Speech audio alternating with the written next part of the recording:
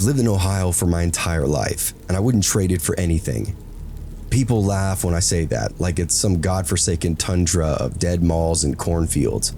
But there's something about this place, something gritty and strange, the kind of place where the stories never really die.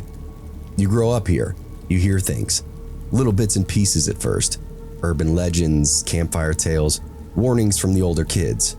Then you get older, you start digging for yourself, and it's like pulling on a thread that never truly ends.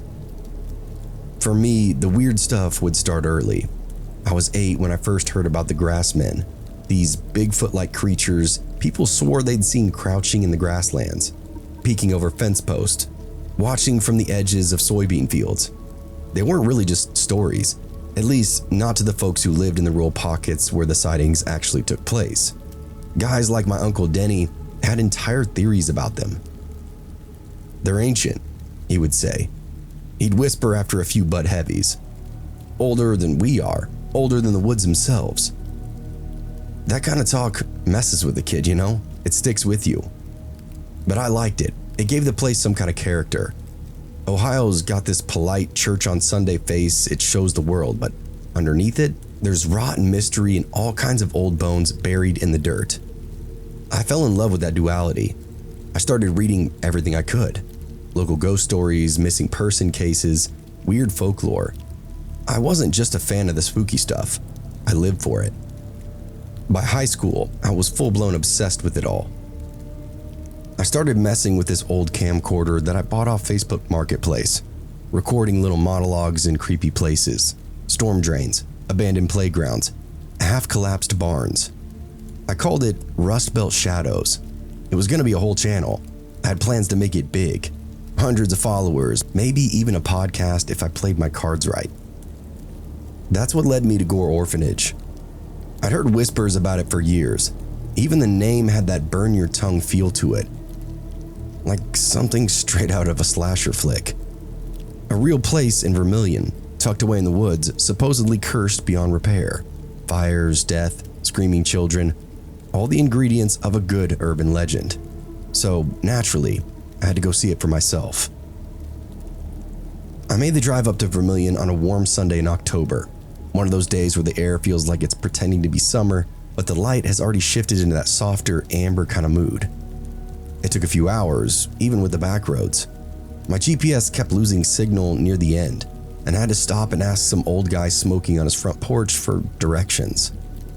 He didn't even look up when I mentioned the orphanage, just pointed with that hand holding a cigarette and muttered, "It ain't worth it, son."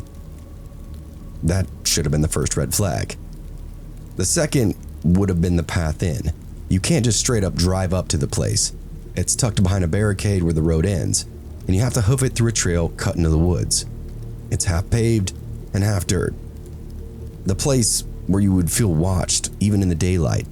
My camera was already rolling. I narrated as I walked, cracking a few dumb jokes to keep the mood light, but I wasn't really laughing. After maybe 20 minutes of walking, the trees opened up into a wide clearing, and there it was, or at least what was left of it. Nothing but the stone foundation, cracked and choked with weeds, and a few rotting boards lying in the dirt, like broken ribs. You could tell the building had stood here once, big too. The walls were long gone, but the air around it felt heavy, like something was still occupying the space. I circled the ruins with my camera, trying to find a good angle. I could already picture the thumbnail. Exploring Gore Orphanage, haunted as hell. And then I noticed him. Across the clearing, maybe 40 yards away, there was a man standing in the trees. And I'd say man, but he didn't look right. Dude was really thin, dressed in black from head to toe, just standing there, not moving. No face that I could see.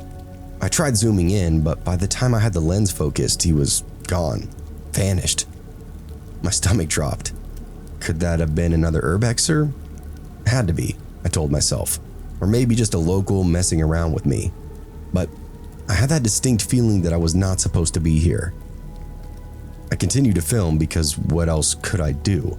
I wasn't going to drive all this way, walk 20 minutes into the woods just to punk out because some jackass wanted to play Blair Witch with me.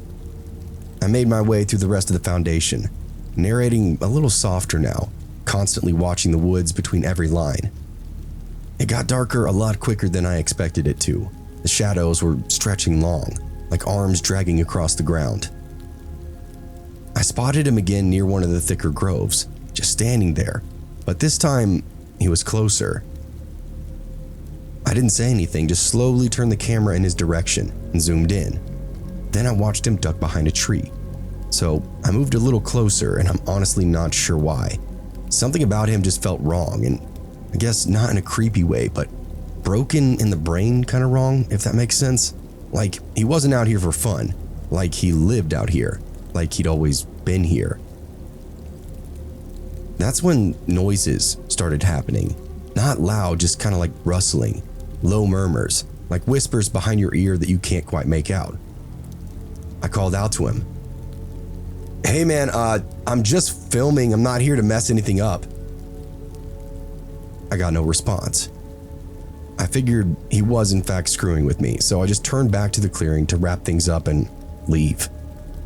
I started towards the trail, keeping the camera running just in case this dude popped up again on me. That's when I heard footsteps. Not walking, but running, behind me. I turned fast as my heart was thudding and I saw him, or it, barreling towards me from the edge of the trees. Same black figure, moving far too fast. Arms pumping like pistons, head low, body twitching like it was barely holding itself together. I bolted. The path out wasn't straight either, and I was running blind, camera swinging wildly in my hand. I could hear him behind me the whole time, feet slapping the dirt, branches snapping, and he was gaining on me. I knew it. There's no way I was going to make it to the car in time. I barely made it 10 feet before I felt something. No, I guess it was multiple somethings slam into my back. It felt like a dozen hands shoving me at once, not pushing, but lifting and then throwing. I hit the ground so hard my vision whited out. My camera flew from my hand and landed somewhere behind me, skittering off into the leaves. I gasped out loud, choking for breath. The wind was knocked clean out of me. I still didn't look back. I couldn't. I got to my feet and limp and half staggered, half ran towards my car. My left ankle was throbbing, like fire with every step. I heard more than just one set of footsteps behind me now. I heard the whispers again, but this time they were louder. Angry and sad, and it didn't sound like it was in English. At least, not anything I could understand. The trail broke open at last, and I saw my car parked crooked inside the weeds. I slammed into the door and yanked it open, and dove inside. I locked everything immediately, fumbling with my keys into the ignition, and stared out through the windshield. There were figures in the trees. Not one, not two, at least half a dozen, maybe more. All black, all motionless, just standing there at the edge of the woods, watching me. None of them were moving. I couldn't see faces, just shapes, like shadows peeled up off the forest floor, like grief made solid in front of me. I took off out of there without even grabbing my camera. I didn't care. I'd seen enough. I didn't end up telling anybody for a couple of days. I didn't even post the footage that I had. It felt wrong. Like it belonged to somebody else, kind of wrong. I drove straight home, ankle swelling, chest bruised from the fall, and sat in my car for a long time replaying it all in my head. The figures, the voices, the push. I know I didn't dream it. I know I didn't fall on my own. Something was indeed out there, and it didn't want to be seen. Eventually, I started digging. At first, I just wanted to prove to myself that it was local kids messing with me, maybe squatters hanging out, or some old pervert with a scare the teens kind of fetish. But the deeper I went, the stranger things really got. It turns out there was no quote-unquote Gore orphanage. Not really. The name itself came from a mix-up. Gore was the surname of the family that had once owned land in the area, and the word got tangled up in old legends and that constant retelling. The actual structure people point to when they say Gore Orphanage was the Swift Mansion, built in the mid-1800s. A man named Joseph Swift ran it, and it changed hands several times before falling into ruin. Later, another building nearby became the Light of Hope Orphanage, closer to what the stories actually talk about. That place had a real history, real pain. Records show that multiple children died while under the orphanage's care. Disease, neglect, malnutrition. One fire supposedly took out a whole wing. Some accounts say a caretaker locked the doors while it burned. Others say the kids were already dead before the fire even started. All of it's a little muddy. Hearsay stacked on top of hearsay. But the emotional weight of it sticks around like it smells in your clothes. People talk about hearing children screaming in the woods, about handprints being left on their car after visiting the site itself. One guy even swore a girl followed him home and stood at the edge of his bed every night for a week, soaking wet and silent. Now, I don't know how much of that I believe. I only know what happened to me. Whatever those figures were, people, spirits, shadows, they obviously didn't want me there. They didn't want to be filmed or seen or remembered. And yet that legend spreads. Teenagers still dare one another to go. Paranormal investigators set up those static cams and beg the spirits to speak to them. And I guess I kind of did the same. I asked to see something strange and the orphanage gave it to me. That was the last Urbex video that I ever filmed. That channel idea died right there in those woods. But occasionally, late at night when I can't fall asleep, I'll open up Google Earth and find that clearing again. I zoom in and stare at it like it's a bruise. And I wonder if the camera that I dropped is still out there, half buried in the leaves, recording shadows and whispers until the battery finally gave up.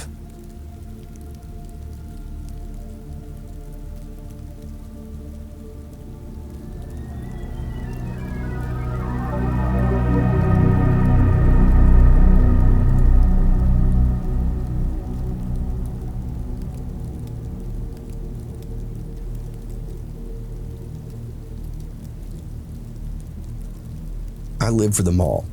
Back then in the early 2000s and into 2010s, it was literally everything. A whole world packed under one roof. You could walk for hours and never run out of places to poke around at, snacks to eat, people to stare at. My friends and I would go every weekend without fail, sometimes even after school if we could talk our parents into it. We didn't always buy things and we didn't really have to. That wasn't the point. The mall was ours. Loud, overlit, kind of gross sometimes, but it was still ours. We knew the layout by heart, the best benches, the bathrooms with the least foot traffic, which shop managers didn't care if you loitered. I even had a favorite soda fountain in the food court, if you can believe that. The mall was freedom. It was a teenage dream with neon carpet and a broken air hockey table that ate your quarters. I personally didn't grow up with much, so for me, those weekends in the malls were pure gold. The scent of cheap perfume in the air, the way the sun hit the skylights, and the constant thump of music bleeding out of the stores. Those were the good years. It felt safe, familiar, like nothing bad could happen if you stayed within the fluorescent glow. But something did happen, something awful and stupid and very real. It was another weekend, like any other, when I learned that danger doesn't always look like danger. It doesn't always wear a ski mask and shout from some kind of dark alley. Sometimes it smiles at you. Sometimes it has perfect teeth and holds a door open for you. Sometimes it walks right up to your lunch table and asks if you want to see something cool. There were 4 of us that day, me, Jess, Raven, and Asha. We weren't the most popular girls in school, but we weren't invisible either. Just your average crew of public school nobodies trying to kill time before graduation. We were 17, full of opinions and full of ourselves. And of course, full of bad decisions. We did what we always did. Hit a few stores, tried on some sunglasses that weren't gonna buy, and then talked shit about everybody that we passed. I remember we stopped at Hot Topic and made fun of the shirts, then hit Spencer's and got weirded out by the stuff in the back. Nothing out of the ordinary, I guess. Eventually, we headed back to the food court. That was always the meetup spot, the nucleus of the mall. Jess wanted some Annie Ann's, Raven was all about Sbarro, and Asha and I went for Chinese. It was our kind of thing, piling up on too much orange chicken and pretending that we'd finish it all. We met back at the table near the merry-go-round. You know the one. The weird corner table that nobody ever used, way too far from the vending machines, and I think that's why we liked it. It was quieter. We sat there, we ate, and we gossiped. The carousel was out of order that day. All the lights were off and no music. It made the place feel kind of hollow. And that's when he showed up. He looked around our age, maybe a year older. Tan skin, black hair, clean hoodie, and nice shoes. He had this effortless smile. The kind of smile that makes you want to smile back without even thinking about it. And he said his name was Ivan. He said he just moved here from out of state. Couldn't remember where exactly, but his accent was hard to place. Slightly European, maybe? His voice was soft, like he didn't want to interrupt us, but also didn't plan on leaving. "You mind if I sit?" he asked us. We looked at each other and just shrugged. Asha said, "Sure." So he did, and he just kind of blended in. Started asking questions, who we were, what we liked, how long we lived there. It didn't feel like flirting at first, more like curiosity. We weren't dumb, and none of us were falling for it, but I'll admit, he was hot and charming, and we greatly outnumbered him, so we rolled with it. He told us he had this sweet car, an Audi, brand new, barely broken in. "I parked it on the second level," he said. "Top corner. Just kind of wanted it away from everybody else, you know?" We nodded, laughed, and played along with him. You want to see it?" I remember that moment so clearly now. Asha and Raven giggled and nudged each other. Jess leaned forward and said, "Sure, I guess, why not?" But I seemed like the only one who was hesitating. Something in his tone, and I guess it wasn't the words, it was just how comfortable he was. Way too comfortable, like we were already in his back pocket. "We should go," Asha said, already standing. Jess looked at me. "You coming?" "We can't even drive it," I muttered. "What's the point?" "He said it's dope," Raven said. "Take a picture for your MySpace or something, whatever." Everybody laughed, and I guess that sealed it. We followed him out of the food court, across the main floor, and into the back corridor where the elevators and stairwells were. It got quiet fast. Those long dead zones in the mall where the sound would disappear. The ones that smelled like cleaner and spilled soda. Ivan took the stairs. "Elevators give me anxiety," he said, laughing over his shoulder, flashing that perfect grin again. We followed him up one level. The garage was dim, a mix of daylight filtering through the concrete gaps and old yellow halogens that barely were doing their job. It was kind of cold too, even though it was a warm day. "Over here," Ivan said, leading us to the furthest corner of the level. Sure enough, there was an Audi, silver, shiny, and low to the ground. It looked like a magazine car, and I could see the girl's eyes immediately light up. Raven already had her phone out for pictures. I stepped closer and froze. Dust. A thick coat of it clinging to the glass, the hood, the rims. This car had not moved in a while. You could see where somebody had wiped a streak on the windshield, probably Ivan himself, a lazy attempt to make it seem clean. "I thought it was new," I said, narrowing my eyes. "It is," he said far too quickly. Jess was near the back taking selfies. Asha leaned up against the passenger door. "Keys?" I asked him. "What?" "You said it was yours. Fire it up." He hesitated. It's loud. Security comes sometimes." "Start it," I said again. He laughed. "Don't worry, it's mine. Why don't you just get in?" And then I saw a van. It rolled down from the third level, quiet, black, and nondescript. No logos, no stickers. It didn't drift like it was looking for a space. It was aiming straight for us. "Guys," I whispered, "we need to go." "What?" Jess asked, confused. "Run." Ivan moved fast, faster than I thought he could. He stepped in front of us at the stairwell, arms spread out. "Where you going?"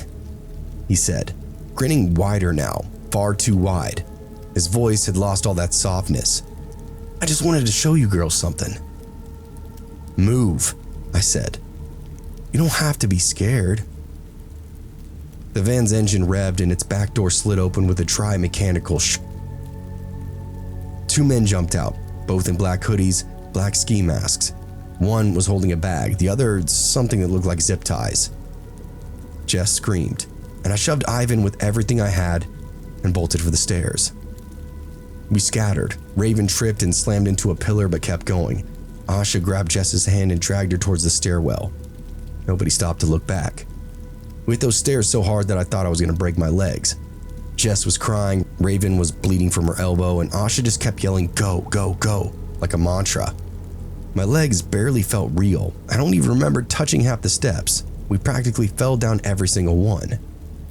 Behind us, I heard footsteps now, fast and heavy, and then the scream of tires. By the time we exploded onto the ground level and into the mall corridor, the van was tearing out of the exit ramp, blasting through the gate and clipping that concrete barrier on the way out. We stumbled into the main hall, grabbed the first adult that we could see, a security guard near the food court, and screamed for help. I called 911 with shaking hands and told them everything in a rush of breathless terror. The cops showed up fast, too fast for anything like this to be fake. They searched the garage, took our statements, and tried to reassure us. But there really wasn't much they could say. That van was gone, Ivan was gone, and the Audi, stolen plates, didn't belong to anybody local. We showed them where everything happened. They found a pair of gloves in a drain and a piece of black cord, but no fingerprints. No footage, of course, because none of the cameras worked on that level. Either they were broken or disabled. That night, my mom held me and I cried until I couldn't breathe. I didn't go to the mall until next weekend or the one after that, and eventually I just stopped going altogether. It really ruined that place for me. We never found out who Ivan really was. Police said it fit the pattern of attempted trafficking. "You girls did the right thing," one of the detectives told us. "Most don't get this lucky." And that word is kind of still stuck with me. That word, lucky. Lucky that I noticed the dust. Lucky that I didn't trust that smile. And lucky that we ran. Asha moved to another state eventually. Jess refused to talk about it. And Raven still gets nervous inside parking garages.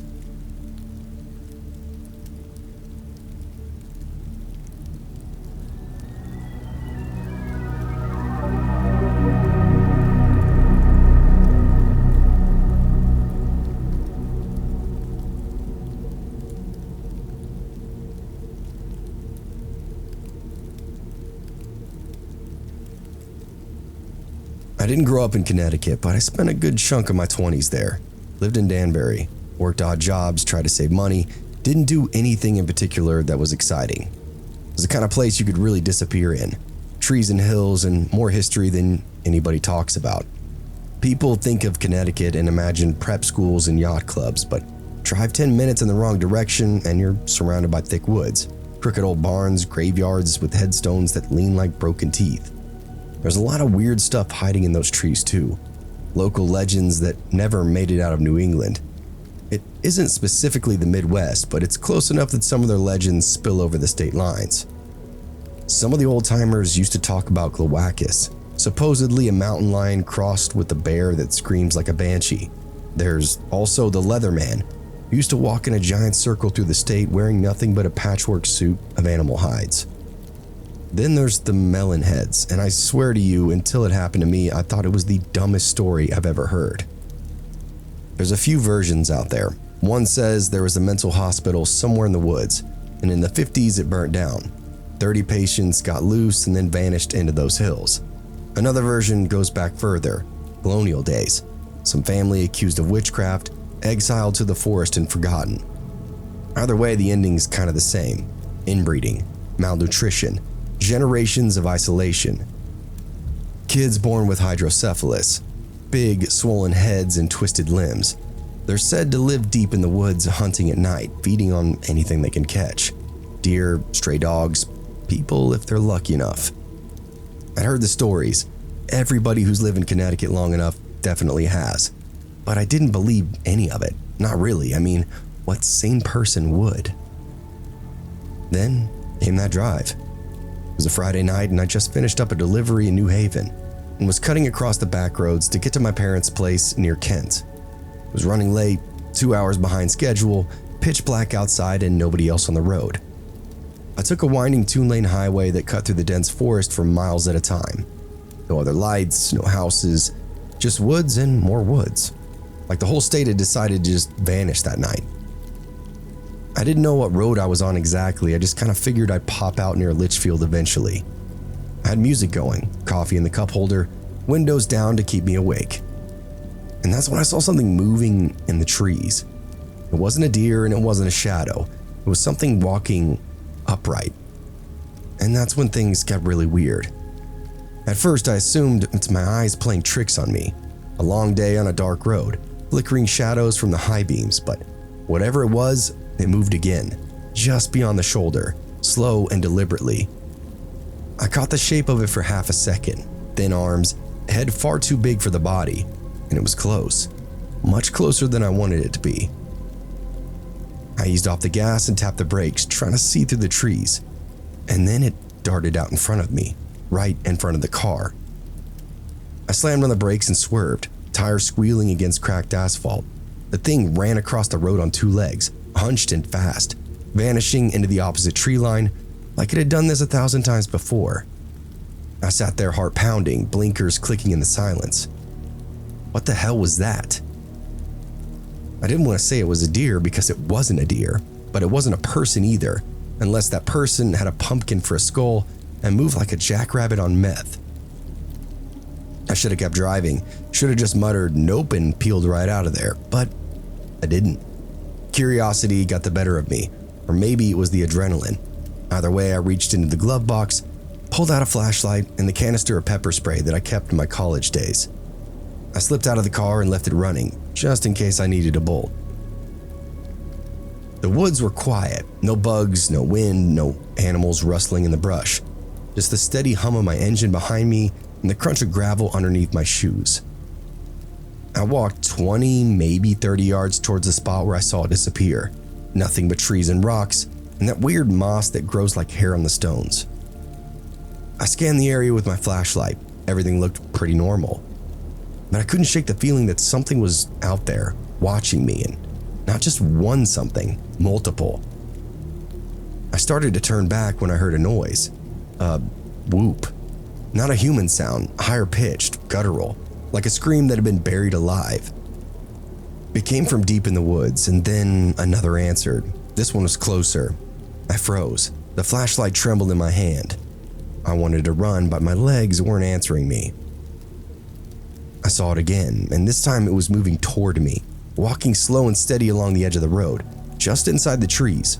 That same frail body, bare feet, skin like wax, and the head, swollen and stretched, veiny and blotchy, like a rotten melon. Its eyes were small and glassy, but I could feel them on me, locked in. I backed away fast. My heel caught the chunk of asphalt and I stumbled. And that's when the woods exploded. Shapes moved in the dark, fast and erratic, low to the ground at first, but then standing up. I counted 5, 6, maybe more. All of them thin, lurching, with heads too big and limbs too long. They made these soft chittering noises, almost like laughter, but it was all wrong. Like something trying to mimic laughter. I turned to run back to the car and slammed right into something standing behind me. It knocked me off balance. I fell hard and scrambled backwards. My flashlight rolled away and then died in the grass. I looked up. The thing hovered over me, silhouetted against the headlights. Its head was huge, easily twice the size of mine. Eyes like marbles, patches of wispy hair clung to its scalp like seaweed. It wore this filthy button-up shirt, several sizes too big, hanging down like a hospital gown. Its arms were bony. The skin was the color of paper left out too long in the sun. It raised one hand and touched my shoulder. Just a brush of its finger, but the smell that came off of it was sweet rot, wet dirt, something worse underneath, and it made bile rise up in my throat immediately. I screamed. I sprayed the pepper spray right in its face, a solid blast. It recoiled immediately, clawing at its eyes, shrieking like a wounded animal. I didn't wait. I sprayed everything in a wide arc and ran blindly towards the car, still hosing down the night behind me. I could hear them, footsteps slapping the road, howls of pain and fury. Some of them ran into the pepper cloud and started coughing and retching, clawing at their own faces. I heard one of them fall and crack its head against something hard. I made it to the driver's seat and dove in, slamming the door and locking it in the same motion. The moment I hit the gas, something slammed into the front side of the car. I swerved and peeled out, tearing down the road with tires squealing, engine groaning in protest, but I didn't stop, not once. I didn't care about the speed limits or potholes or deer. I just drove. In the mirror, I saw shadows running after me for a few hundred feet before they finally gave up and melted back into the trees. I didn't stop until I hit the next town over, Woodbury, I think. My hands were shaking so bad I could barely even steer. I pulled into the first gas station that I saw, one of those old ones with flickering pumps and a single person working that night shift inside. I parked crooked, left the engine running, and stumbled into the store. The guy behind the counter looked up from a magazine and froze when he saw me. It must have looked like hell. Sweaty, pale, eyes wide. He didn't say a word as I walked straight up and asked, "What the hell lives in these woods west of here?" He didn't blink, just slowly lowered the magazine and said, "You stopped the car, didn't you?" I nodded, still breathing heavily. He sighed and rubbed his jaw. "Nobody stops there through after dark. Locals know better. Melonhead country. You keep moving. That's the rule." What are they?" I asked, barely even getting the words out. He gave me this half shrug like it didn't even matter. "Used to be people a long time ago. They aren't bad. Too much time alone out there though. Too much inbreeding, hunger, and darkness. Some say they're mutants, others say they're cursed. Doesn't really make a difference though. They'll take what they can get." I stood there shaking, not sure if I wanted to throw up or cry. I told him everything, what I saw, what I did, and he just listened. When I finished, he nodded towards the pumps. "Gas up. Don't stop again, not even if something's in the road." I filled up my tank, my hands trembling, eyes locked on the trees at the edge of the lot. I called my parents next and told them that I was coming in hot. My dad's voice got real serious when I told him what happened. "Don't stop the car, son," he said. "Whatever happens, just keep it moving." And that's what I did. I made it home without another incident. Slept maybe an hour that night. The next day I looked everything up, found old forum posts, folklore blogs, blurry photos, wild theories. But the stories lined up. Always at night, always the back roads, always somebody stopping when they shouldn't have. So, I'm sure you can guess, but I don't drive through those woods anymore, especially at night.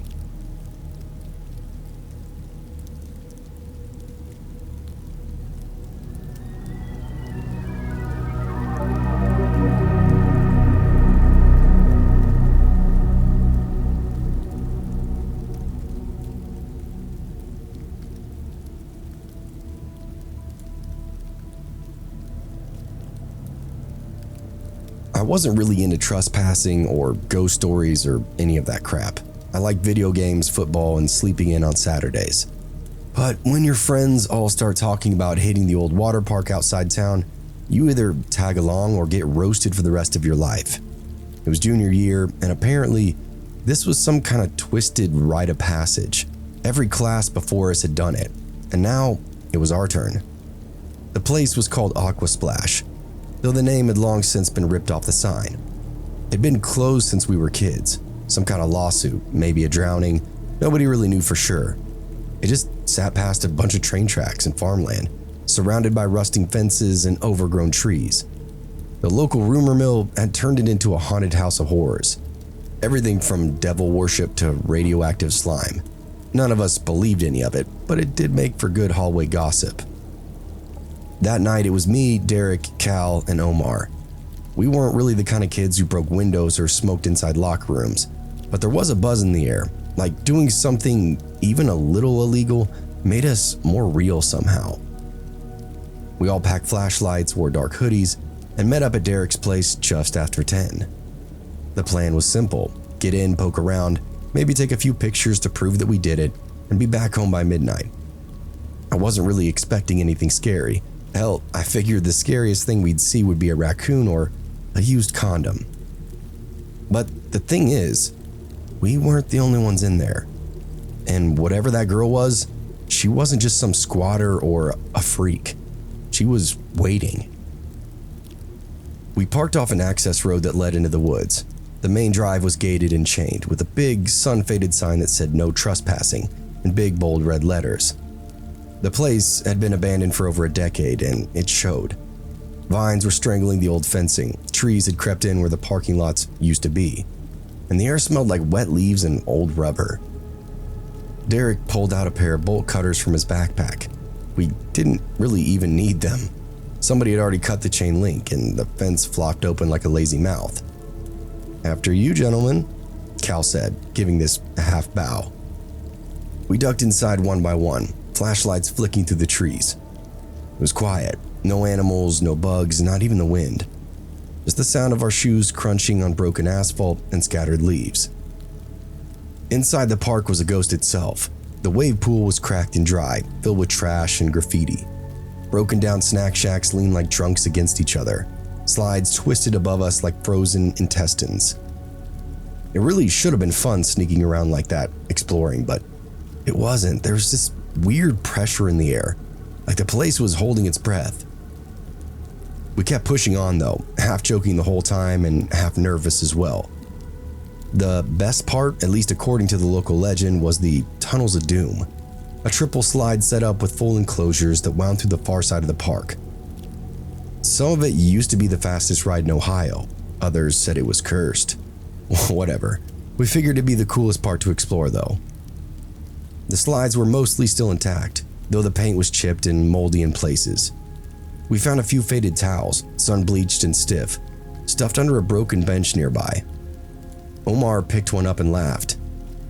"Guess this is our ride," he said. We each grabbed a towel and climbed into the rusted steps of the side platform. The tunnel yawned open in front of us, narrow, dark, and sloping down into a curve. Cal went first, dragging the towel under him and pushing off with a loud "whee!" like a little kid. His flashlight beam flicked wildly around the tube until it vanished around the bend. Derek then went next, then Omar. I found myself hesitating for a second, just long enough to notice how dead silent everything had gone again. Then I shoved off. The ride wasn't as fast as I expected. That towel definitely helped a little, but it was still mostly slow, screechy plastic against jeans. I heard the guys ahead of me laughing and yelling, their voices echoing off the slide walls. The tunnel curved, dipped, and then leveled out. It felt like it went on forever. Then everything stopped. I bumped into Derek's shoes first, then Omar's elbow hit my knee. We stuck?" I asked. "Flat part," Cal's voice echoed back. "Slide kind of levels out here." We were all just laying there in the dark, flashlights scanning the ribbed plastic above us, trading stupid jokes about mold and tetanus. Then we heard a noise, a scuff. It was far off at first, and then it got closer. I thought it was maybe Cal shifting, but then I heard it a little clearer. It was like a like a crawling sound. We all froze. You guys hear that?" Derek whispered. Probably a raccoon," Omar said, but not sounding too convinced. "Shut up," Cal hissed. We twisted our lights around, aiming back toward the top of the slide. Nothing. For a second. And then she came into view. A girl, maybe our age, maybe younger, crawling head first down the tube. She moved like an animal, elbows and knees grinding against the plastic. Her head was jerking side to side. She had pigtails, stringy and matted, and her face was pale and smeared with something dark. Her oversized t-shirt hung loosely off her body like a dress. She was smiling, no, grinning, with her tongue half out and drool spilling down her chin. "What the fuck?" Omar muttered before all hell broke loose inside that slide. She shrieked, high-pitched, wet, and then she lunged. We all scrambled. I flipped around on the towel, shoving Derek with my feet. "Go, go, go!" We took off like bullets, sliding face first, bumping into one another, slamming elbows and knees into the tunnel walls. That girl howled behind us, that awful sound bouncing around the plastic like it was alive itself. And at one point I swear I felt fingers graze against my neck. We hit the bottom of the slide in a heap, tumbling out into a shallow splash pool full of leaves and broken glass. Cal landed on his face, Derek on top of him. Omar sprang to his feet, flashlight already swinging in every direction. She's still up there? He gasped. Where the fuck did we go? Derek yelled. There! I pointed at a collapsed snack bar maybe 30 feet away. We all took off, limping and sliding over moss-covered concrete. Inside that little shack, we crouched low behind the counter, our lights dimmed to slits. My heart felt like it was trying to chew through my ribs. What the hell was that? Cal said. Dude, she looks sick, Omar said. Did you see her eyes? She was foaming at the mouth, I muttered, like a rabid dog. We sat there, not breathing, not moving, just watching the entrance to that slide. And then she finally came out. We heard her first, hands slapping wetly on the concrete, followed by her body dragging out of the plastic tube like meat from a grinder. She stood up slowly, her head jerking left and right like she wasn't sure where to look. She didn't speak. She sniffed at the air and started wandering the wrong way. We didn't wait. The moment her back was turned, we bolted. No flashlight, no whispering, just pure survival mode. Every stick, every beer can, every broken piece of fence we hit made more noise than we could cover, and we knew it. And I knew she could hear us, knew that she probably was already turning back around. By the time we hit that fence again, we didn't even look behind us. We slipped through, tore into the woods, and just kept running until we saw the car. We piled in without another word. Derek turned the key 3 times before the engine caught, and then it finally roared to life. We peeled out of there like the tires were on fire. No one was talking or saying anything, at least until we were halfway back into town, breathless, shaking, and covered in mud and sweat. All right, was that real? Cal finally asked, staring straight ahead. Omar was still gripping the headrest of the passenger seat. I don't know, man. I don't know what that was. She was real, I said, quieter than I meant to. She touched me. I felt her. We dropped Derek off first. His mom came out in a robe to bitch about the driveway lights, but he didn't even look at her, just walked inside without a word. Same with Omar, same with Cal. When I got home, I locked my bedroom door and pulled the blinds. I sat on my bed until sunrise, replaying it all over and over in my head. Her face, the way she moved, that ragged shirt clinging to her bones like skin itself. I've never seen anything like it, at least not in real life. The next day, I was still trying to make sense of it all. I texted the group, but nobody was talking. Radio silence. I figured they were all still pretty freaked out, or maybe they wanted to pretend it hadn't happened, and I kind of wanted that too. Instead, I ended up asking around, not about ghosts or monsters. I was smarter than that, but about people, weird people, anybody living in or near the park. Maybe someone had squatted there for years, maybe some kind of runaway, a feral kid, drugs, mental illness, anything. But nothing. I didn't get anything. One of my older cousins who'd been to Aquasplash a few times back in high school said he never saw anybody like that. Creepy ass place though, he admitted, but it was always empty. You hear stuff sometimes, but that's just the pipes or rats. It's not people. I went online, on forums, urbex subreddits, ghost sites. There were plenty of rumors about the park, about kids disappearing, screams at night, shadows moving through the slides, but nothing solid, nothing about a girl, no pictures, no video, not a trace. She didn't exist. Except she did though. We all saw her, heard her, ran from her. And I think the thing that messes with me the most is the way she came out of that tunnel like she knew that we were there, like she'd been waiting all night in the dark for somebody to ride that slide again. Not for fun, not for nostalgia, but for company. I still have nightmares about it sometimes, so I'll be back in that tunnel, lying flat on my stomach, flashlight flickering, towel bunched underneath me. Everything's silent. And then I hear it again, that scrape, that sick little twisted laugh. I turn and she's there, right behind me, grin so wide it splits her face in half. Sometimes I'll wake up before she reaches me, and sometimes I don't.